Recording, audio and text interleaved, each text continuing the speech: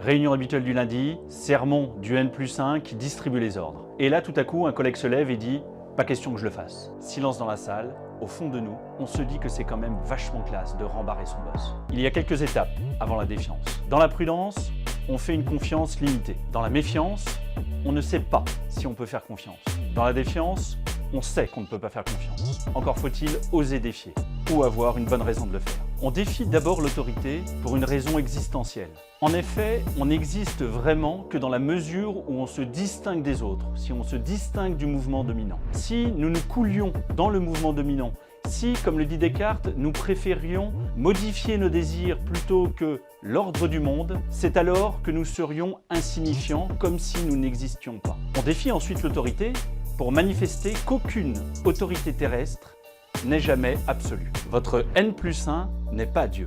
Dans les formes élémentaires de la vie religieuse, Émile Durkheim montre que l'homme a une tendance inertielle, naturelle à la sacralisation. Si vous avez lu Eichmann à Jérusalem d'Hannah Arendt, vous vous direz peut-être que justement défier l'autorité par principe est un bon moyen de ne pas tomber dans ce que les psychologues ont appelé un comportement agentique, machinal, susceptible de tous les excès.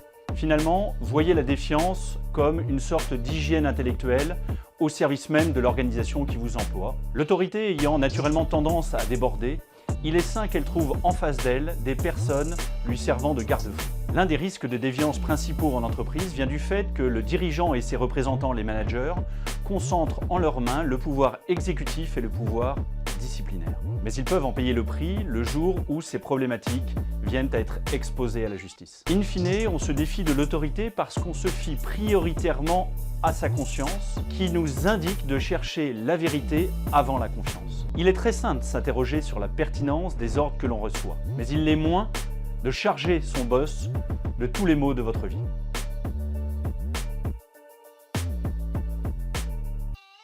Le collègue qui a rembarré le patron vient de se faire licencier. Ça me rappelle une formule de Georges Clemenceau qui disait « Je veux que les gens autour de moi me disent la vérité, même si ça leur coûte leur job ».